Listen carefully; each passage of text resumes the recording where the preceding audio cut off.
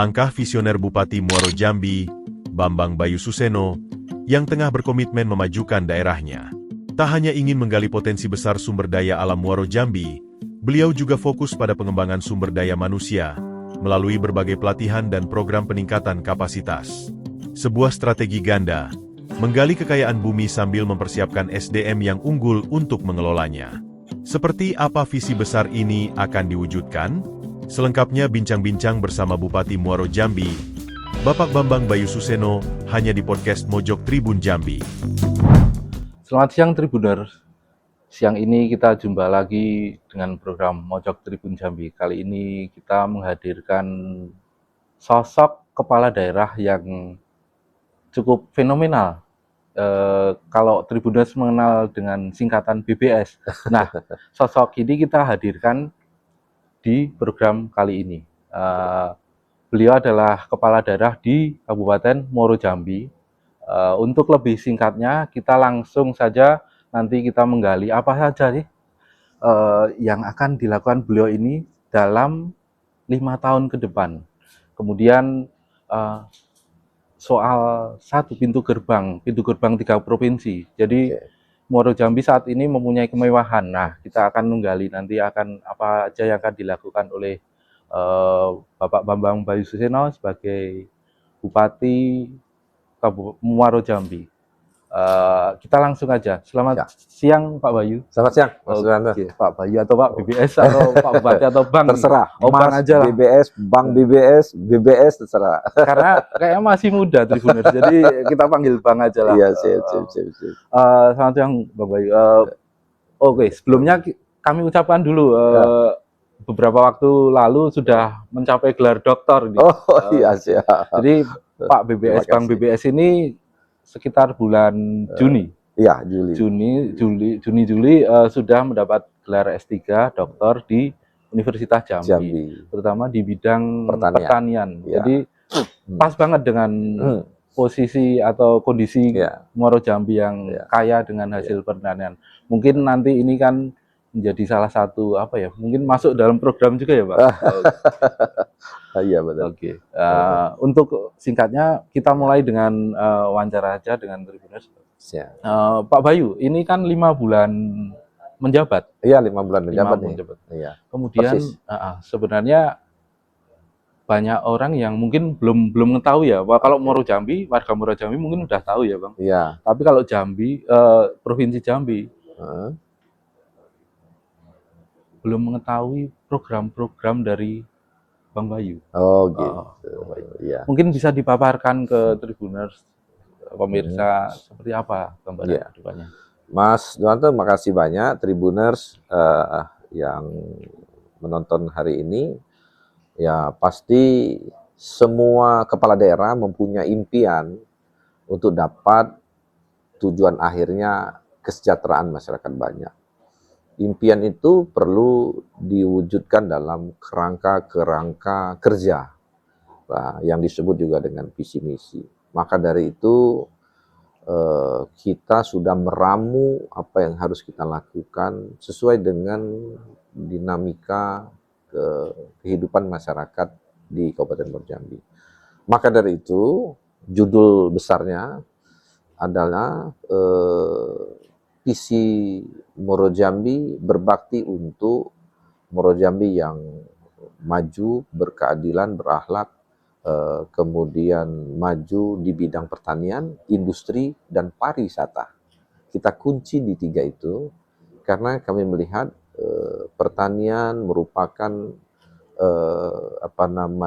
program unggulan pendapatan kita karena banyak subsektor pertanian di bidang perkebunan, pertanian, perikanan, hortikultura dan sebagainya. Kemudian di industri karena kita juga punya keunggulan, ada memang pelabuhan, ada industri menengah, kemudian industri yang akan kita memang sambungkan ke produk-produk hilir, kemudian ada juga pariwisata yang harus kita kembangkan ke depan. Maka dari itu kita perlu dipahami bahwa Keinginan pertama adalah majunya sumber daya manusia dulu, Mas. Mm. Kedua, maju infrastruktur. Ketiga, maju ekonomi. Keempat, maju tata kelola pemerintahan. Yang kelima, baru maju pelestarian lingkungan. Cuma 5 itu. Ini akan kita jabarkan semuanya secara tematik, karena ini menyangkut program yang harus memang tepat sasaran dengan kondisi fiskal kita yang kita sedang posisinya. Maka dari itu dukungan dari semua pihak, bahu-membahu untuk mewujudkan program-program yang akan kami jalankan. Gitu Mas Bidanto. Oke, artinya ada 5 poin utama yang bakal Iya. dijabarkan dalam program-program yang Program. rigid ya Bang. Hmm. Yang pertama soal tadi Tribuners sumber daya manusia SDM. Konkretnya seperti apa, Oh ya. Bang BBS? Jadi begini Mas Bidanto. Kita ini akan membangun Muaro Jambi, Provinsi Jambi, Indonesia ini harus dengan kondisi sumber daya manusia yang sudah siap. Hari ini sudah beda dengan zaman dulu. Banyak tenaga-tenaga yang memang dibutuhkan untuk menjawab tantangan masa depan. Banyak sekali kerja-kerja yang memang harus disesuaikan dengan kondisi hari ini. AI mengganti kerja-kerja manusia. Kemudian banyak kerja-kerja yang memang sudah tidak bisa disiapkan karena memang sudah kadaluarsa, katakanlah. Diganti dengan robotik, diganti dengan kecerdasan buatan.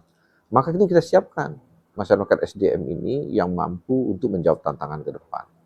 Dengan kondisi sumber daya alam yang baik, dengan kondisi ekonomi yang hari ini, kita harus mempersiapkan SDM itu.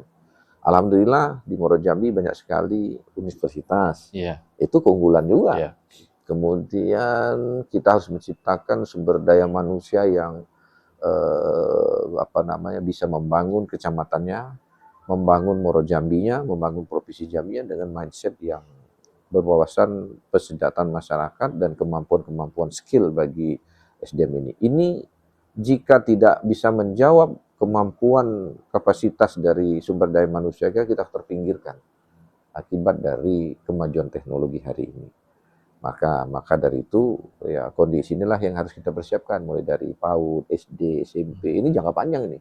SMA, kita lihat nanti kecenderungan SDM ini sesungguhnya peminatan di mana, kemudian kemampuan dia bagaimana, memang harus diarahkan. Kalau hari ini satu pekerjaan yang besok digantikan oleh kecerdasan buatan, ngapain kita harus bangun SDM itu? Gitu. Paling tidak kita siapkan, ke depan ternyata perlu tenaga-tenaga yang memang bisa menjawab tantangan zaman. Mungkin itu, Mas.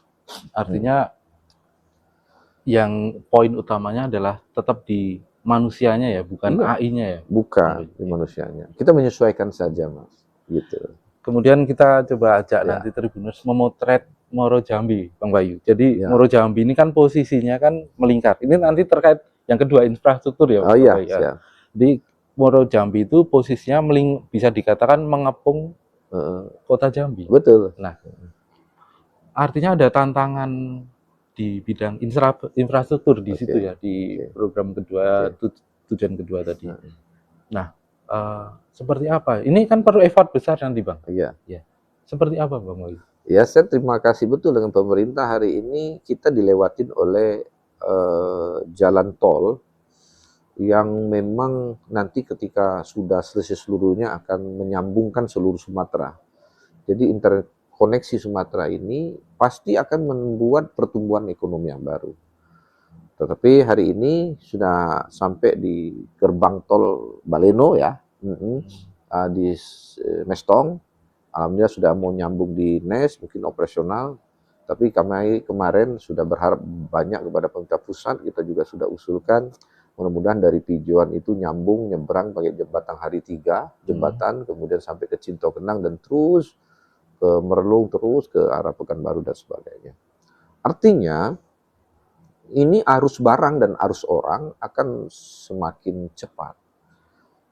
Mas Duanto bisa saja ke Palembang pagi-pagi sarapan, siangnya pulang lagi, Iya, ya kan? benar-benar. Kan begitu kira-kira. Artinya kondisi jalan tol ini membangun percepatan arus barang dan arus orang. Bayangkan efek dari percepatan arus barang dan orang itu membuat dinamika ekonomi, dinamika bisnis dan dinamika apa namanya eh, kegiatan-kegiatan ekonomi akan tumbuh sangat luar biasa. Ini peran ini harus kita ambil. Makanya harus ada konektivitas yang harus menyambung ke daerah-daerah kita, kemudian ke daerah-daerah yang memang pertaniannya tumbuh, ke arah industri, kemudian ke arah pariwisata. Ya, mudah-mudahan mungkin dari Pekanbaru, dari Palembang, ke Candi Muarajambi misalnya. Karena lebih gampang. Kita siapkan infrastruktur untuk penguatan-penguatan ekonominya. Kemudian dari hasil sumber daya alam kita misalnya, dari subsektor perkebunan kita, kemudian pertanian kita, dengan transaksi yang kondisi infrastruktur yang baik, bisa saja mereka melakukan perdagangan antar provinsi dan sebagainya. Ini harus kita persiapkan sehingga infrastruktur yang baik akan bisa meningkatkan nilai tawar kita, daya saing kita. Tetapi semua nilai tawar dan daya saing itu harus kita persiapkan sejak dini. Mudah-mudahan itu akan bisa. Oke, saya kunci yang soal infrastruktur ini, Bang Bayu. Iya. Yang pertama, bakal ada koreksi besarnya 3 provinsi. Kemudian Muaro Jambi menjadi gerbang. Oke. Nah, kemudian kalau kita motret di internal Muaro Jambinya, seperti apa infrastruktur? Mungkin ada apa ya, semacam program percepatan infrastruktur dari Pemkab, itu rencana ke depan. Jadi begini, alhamdulillah seluruh jalan kabupaten kita yang panjangnya 1000 km lebih kurang. Tapi pada posisi hari ini ya kita akui bahwa 600 km, 700 km-nya dalam kondisi rusak berat, sedang dan ringan kan begitu kira-kira. Tetapi seluruh jalan kabupaten di Muaro Jambi itu terkoneksi dengan jalan nasional, ya, terkoneksi seluruhnya. Makanya mau kemana saja jalan kita daerah itu terkoneksi jalan nasional. Apalagi nanti ada jalan tol, ada exit tol yang dibangun. Ya, makanya balik-balik apa yang saya sampaikan tadi bahwa ini sebuah keuntungan bagi Muaro Jambi untuk memanfaatkan infrastruktur menjadi peningkatan daya saing dan daya tawar kita. Dari semua sisi, dari sisi bisnisnya, dari sisi penguatan di pertanian, perkebunan, perikanan, seluruh sumber daya alam kita yang harus memang dibangun sejak dini karena ada fasilitas infrastruktur yang memang harus kita manfaatkan. Kita harus duluan gitu kira-kira itu. Oke, masuk ke poin ketiga tadi, Bang Bayu. Poin ketiga adalah soal industri, kemudian pertanian nih. Pertanian, industri, pariwisata. Yang ketiga industri. Sekarang industri seperti apa? Peta ibaratnya kita melihat dari atas. Muaro Jambi, apakah nanti ada klaster? Ini kan Muaro Jambi banyak pabrik, kaya dengan pabrik. Nah, seperti apa petanya kalau boleh dapat gambaran dari atas, Bang? Ya. Kenapa harus industri? Kita harus beri penguatan. Kita kemarin ya membuka diri kepada seluruh stakeholder, kepada pemerintah provinsi, ke pemerintah pusat. Kita juga ada ke beberapa kementerian. Kita berharap banyak bahwa industri-industri ini tumbuh, apalagi industri hilir. Ya. Kenapa?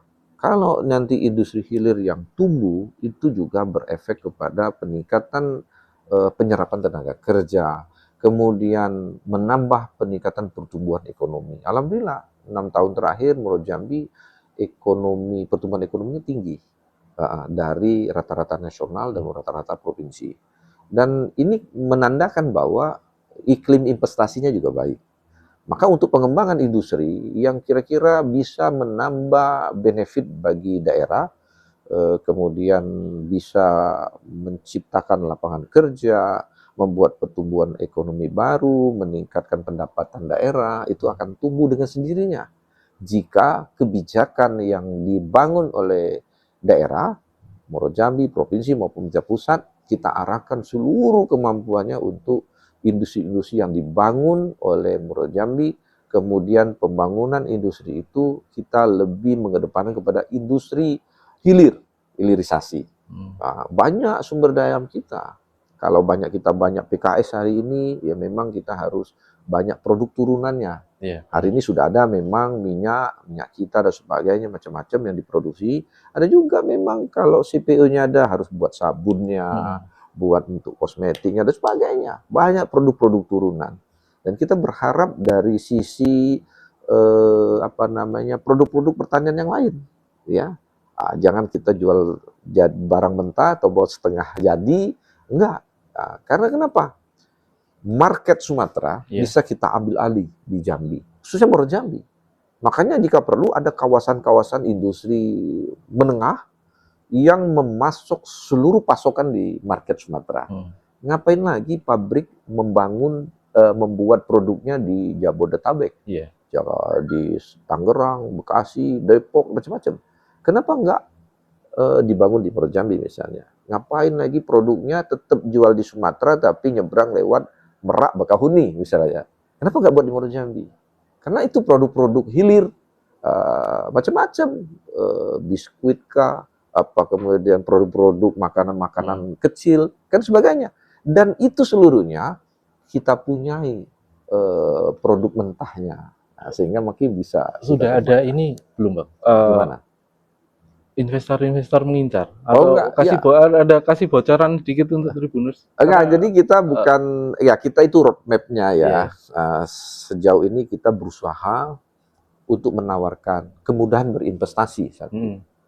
Kemudian tenaga kerja bisa terserap dan kita hari ini program di Muaro Jambi melakukan kegiatan-kegiatan vokasi yang menunjang untuk kebutuhan-kebutuhan industri. Makanya setiap mereka berdiskusi terkait sebuah investasi di Muaro Jambi, saya bilang tolong presentasikan. Sesungguhnya mereka butuh tenaga kerja yang seperti apa. Kalau you pengen diskusi, you pengen investasi, berapa banyak manpower yang dibutuhkan, dan kebutuhan keterampilan apa yang harus disiapkan. Dan itu Muaro Jambi akan siapkan. Pemda akan siapkan. Kalau misalnya, kami mau buat perakitan komputer misalnya, atau kami mau buat bisnis kosmetik misalnya, katakanlah masih butuh 200 orang, kita latih, Pemda bisa bayar untuk melatih orang sehingga kebutuhan tenaga kerjanya bisa diserap dari tenaga kerja lokal yang punya keterampilan. Kita juga bekerjasama dengan Kementerian tenaga kerja, kan bekerja sama dengan BLK, kemudian dengan keterampilan lain sehingga SDM kita mampu untuk dapat menyerap itu. Gitu loh, Mas. Kalau untuk wilayahnya mungkin yang lebih dominan ke industri daerah mana gitu, Bang? Di dalam tata ruang kita yang sudah kita atur. Kemudian di dalam rencana detil tata ruang juga kita atur. Kawasan-kawasan itu berkembang. Dan RT RW pun juga bisa kita perbarui dan jangka waktu sekian tahun. Tetapi yang pasti hari ini kawasan-kawasan industri kita itu ada di daerah beberapa kecamatan, ada. Tetapi memang kita harus dorong karena kita berharap ada kawasan industri juga yang akan dibangun. Karena kalau dari pertanian sudah jelas itu andalan dari ini ya, Muaro Jambi ya. Iya. Kita memang pertanian hampir PDRB kita di situ. Sektor pertanian mempengaruhi sangat besar terhadap PDRB kita. Makanya saya tertarik karena S1, S2 saya pertanian, jadi dokter saya juga pertanian. Ini sebagai informasi Tribuners, beberapa tahun lalu sekitar tahun 2022-2023 ya. Saya pernah bertemu dengan Bang Bayu dan menyampaikan saya harus menyelesaikan dokter ilmu pertanian kan realisasi tahun 2025 ini. 2025 ini. Alhamdulillah karena step by step dengan kesempatan yang ada, ya untuk dapat memastikan bahwa ilmu itu harus menjadi ilmu terapan yang harus kita sampaikan ke masyarakat. Oke, Bang Bayu, Tribuners, kita mau bertanya soal 5 tahun ke depan sudah dapat gambaran. Kemudian selama 2 tahun ke depan, 2025, 2026, Ya. Bang Bayu sebagai Bupati mau fokus kemana? Yang kira-kira garapan apa yang akan, ibaratnya kalau bisa dibilang gas itu gimana? Ya, jadi pertama rumah besarnya, impian itu kan tadi 5. SDM, ekonomi, infrastruktur, tata kelola pemerintahan dan pelestarian lingkungan. Itu 5 itu. Nah, kemudian kita jabarkan secara tematik dan program-program yang memang harus menyentuh dijabarkan oleh OPD kita. Kita berharap di garis besar rumahnya itu adalah untuk Muaro Jambi maju di bidang pertanian, industri, dan pariwisata. Seluruh sumber daya kita larinya ke situ. Karena apa? Karena memang itulah yang ada di Muaro Jambi. Ya, pertanian, industri, dan pariwisata. Pertama, pertanian. Kita lihat, makanya beberapa ini kita himbau betul, jangan ada areal ataupun tanah yang tidak dimanfaatkan, mau tanah yang besar maupun pekarangan sekalipun. Nah, kita dorong untuk masyarakat sudah kita geser memanfaatkan seluruh pekarangan yang ada misalnya. Ya, kemudian industri yang sudah saya sampaikan tadi. Kemudian pariwisata. Kita munculkan pertumbuhan ekonomi melalui pariwisata, dan alhamdulillah kita punya Candi Muaro Jambi yang sudah semakin hari dibenahi, kemudian menjadi sebuah destinasi wisata yang menurut saya lebih cepat berkembangnya. Kenapa? Tadi ada dukungan infrastruktur. Mungkin besok daerah lain datang ke kita dan sebagainya. Nah, kita siapin juga sehingga uangnya jangan banyak ke kota saja. Ada juga uangnya dibelanjakan di pengunjung itu di daerah-daerah. Dan kemudian ada daerah-daerah yang bisa dikuatkan lagi ke pariwisata lokalnya di kecamatan lain, di daerah lain. Ada potensi-potensi yang kita dorong BUMDes untuk mengelola itu. Oh, artinya itu nanti juga bangunan BUMDes di Muaro Jambi juga akan digarap ya, Bang? Nah, BUMDes maksudnya? BUMDes, BUMDes itu kan sudah banyak yang berjalan, ada yang sudah aktif, ada juga memang yang masih perlahan-lahan. Tetapi pada fokus beberapa titik kita melihat, kita dorong ada pengelolaan sumber daya alamnya. Seperti di Sekernan ada Danau Tangkas, ada tempat-tempat lain yang menjadi tujuan-tujuan lain yang harus kita dorong untuk pertumbuhan tujuan pariwisata lokal. Nah, ini kita dorong juga sehingga besok mudah-mudahan bisa berkembang. Rata-rata BUMDes itu mengelola pariwisata yang berbasis sumber daya alam. Iya, benar. Banyak di daerah-daerah lain. Napal. Ya, begitu. Oke, artinya terus kita dapat gambaran bahwa selama 2 tahun ke depan, 5 tahun ke depan lah. Jadi dia akan bertahap juga, Mas. Ya, bertahap. Kita step by step. Ada indikator capaian. Kemudian di RPJMD kita pun ada. Tahun ini harus buat apa, terus buat apa. Jadi banyak sekali terkait dengan pelayanan masyarakat dan sebagainya. Hari ini untuk mengantisipasi secara lokal infrastruktur dengan kondisi fiskal kita yang sempit, makanya kita buat 4 workshop namanya. Namanya workshopnya workshop berbakti. Di Muaro Jambi itu ada 11 kecamatan, kita atur satu workshop itu bisa membawahi 2 kecamatan atau 3 kecamatan. Gunanya seluruh alat berat kita, seluruh alat-alat kita untuk membangun jalan kita tempatkan di situ. Kemudian mereka akan operasional di 2 kecamatan atau 3 kecamatan, tidak kemana-mana. Dan semua akan melakukan perbaikan-perbaikan jalan, pemeliharaan dan sebagainya. Tetapi workshop berbakti bukan hanya untuk alat berat infrastruktur saja, tetapi seluruh alat-alat pertanian, perikanan, kemudian hortikultura dan sebagainya. Jadi kalau ada masyarakat nanti yang membutuhkan membangun misalnya 1 hektar, setengah hektar, bisa pinjam sama alat kita. Dikelola, dipakai. Kenapa? Hari ini kalau masyarakat punya 1 hektar, dia mau cangkul-cangkul sendiri kan repot. Dengan biaya atau gratis nih Bang? Enggak, kita langsung kita kasih. Free Pokoknya ya? kita pinjam. Kita kasih pinjam, nanti tinggal atur waktunya, kamu mau nanam apa, 1 hektar atau 2 hektar, oh ya nanti alatnya pinjam, buat kerja. Ya? Ini sudah jalan Bang? Ini kita sudah siapkan. Makanya baru 5 bulan Mas. Ya. Ya, sudah siapkan, insya Allah lagi di roadmap dulu, mana-mana alat-alat kebutuhan. Sesungguhnya misalnya di 2 kecamatan ini, berapa ruas areal yang bisa kita tambah untuk ketahanan pangan. Kan mereka butuh alatnya, butuh mekanisasi pertaniannya. Kita siapkan. Maka dari itu ketika mereka mau berbudidaya tanaman pangan misalnya atau tanaman hortikultura, nggak ada alat, mau nyangkul sendiri nggak ketemu. Kita bantu seluruhnya, ya. Dan itu gratis. Itu gratis. Bisa memberikan gambaran, Bang, caranya seperti apa nanti? Misalkan dari warga desa, SOP-nya lah ya. SOP-nya. Di situ nanti ada manajer workshop. Workshop mengelola permintaan semua kelompok melalui kadesnya. Nanti kadesnya koordinasi dengan manajer workshopnya.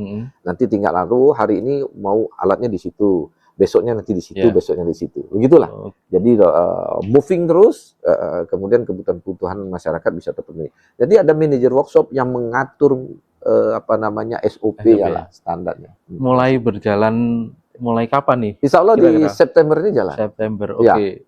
Berarti tinggal Agustus, September, sekitar 2 bulan lagi. Insya Allah September, Oktober, November, tapi yang running betul di Januari.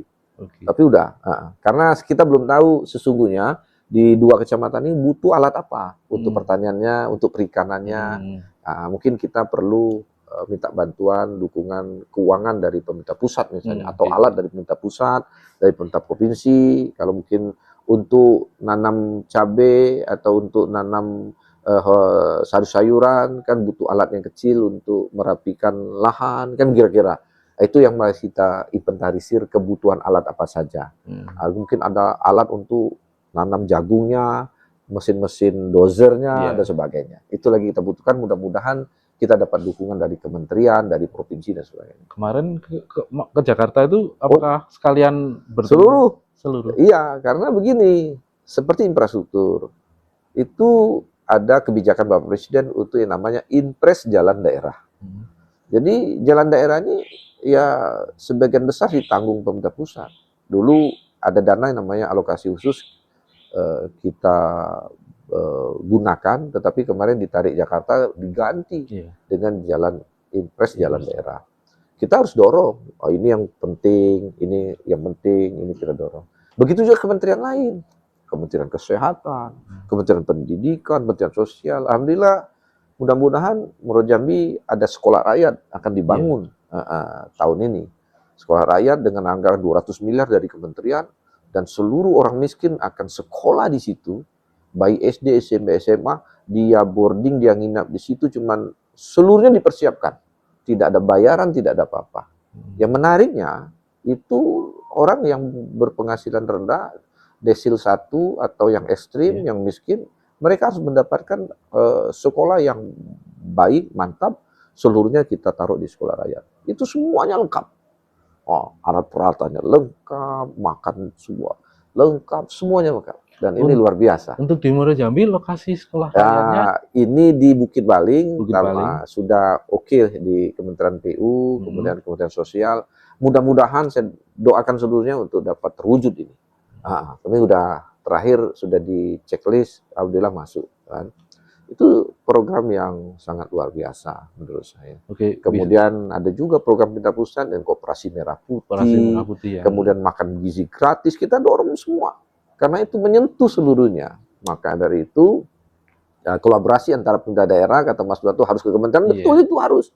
Iya, kita harus mendukung, memfasilitasi, sehingga kita dapat program yang harus, karena kebutuhan untuk masyarakat kita, maka kita harus bisa mempercepat itu bisa berjalan maksudnya. Jadi gitu. Oke, ini Bang, Ya. pertanyaannya sedikit berbeda. Ya, Ini 5 bulan. ya. Sebelumnya sudah menjabat sebagai wakil bupati. Oh ya, Sebenarnya absurd kalau saya bertanya, sudah jalan ke desa-desa mana saja, berapa persen yang sudah dikelilingi di dari Muaro Wagub Jambi? dulu.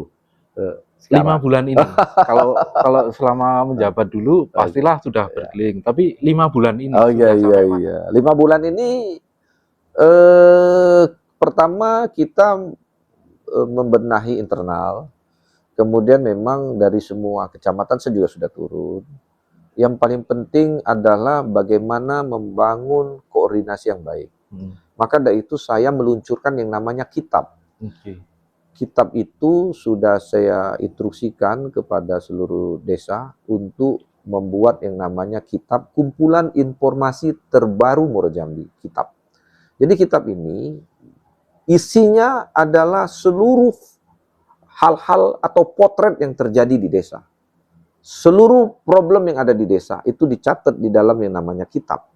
Jadi nanti dari 150 desa 5 kelurahan, saya tinggal cari nih kitab. Kitab misalnya Sungai Gelam. Saya lihat nih, oh desa ini yang pertama kali ditulisnya jalan rusak.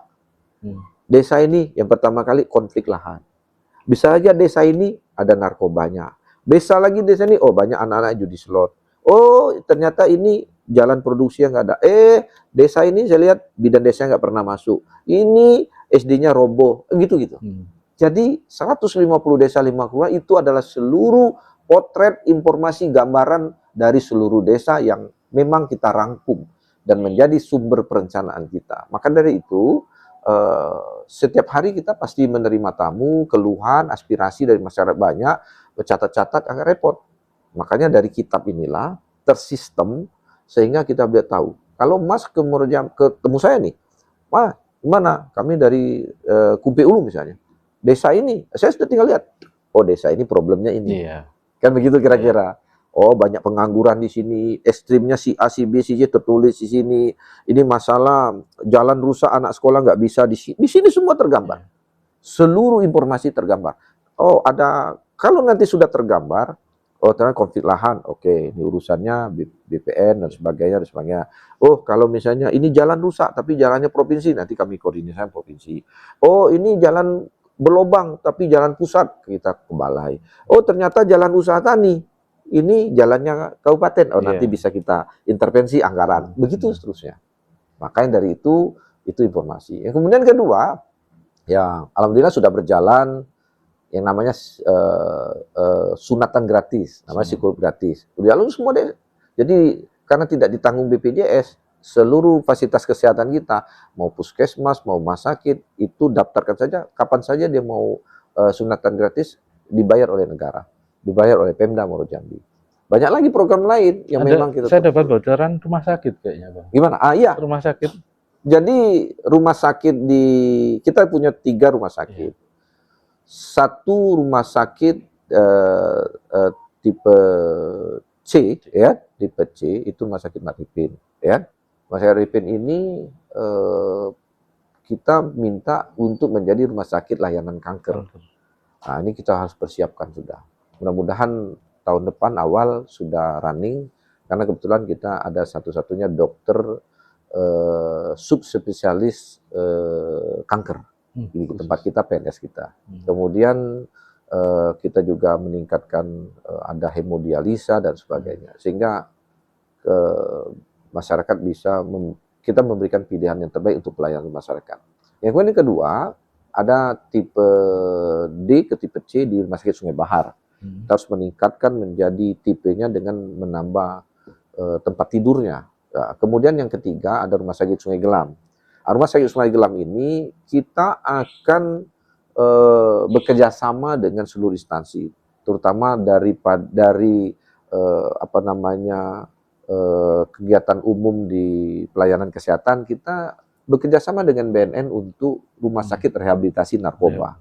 Jadi kalau ada rehab narkoba di Rumah Sakit Sungai Gelam, itu mereka memperbaiki medis dan psikologinya, tapi ada juga jasmani dan mentalnya yang kerjasama dengan mungkin Brimob kah, dengan TNI kah, untuk melatih mental dan jasmaninya di samping medis dan psikologis. Nanti ketika mereka sudah turun ke masyarakat, di Babinsa, Babinka Tipnas kita minta pantau kembali sehingga yang betul-betul direhab bisa kembali normal menjalani kehidupannya. Mungkin itu Mas Juwanto ya. Oke.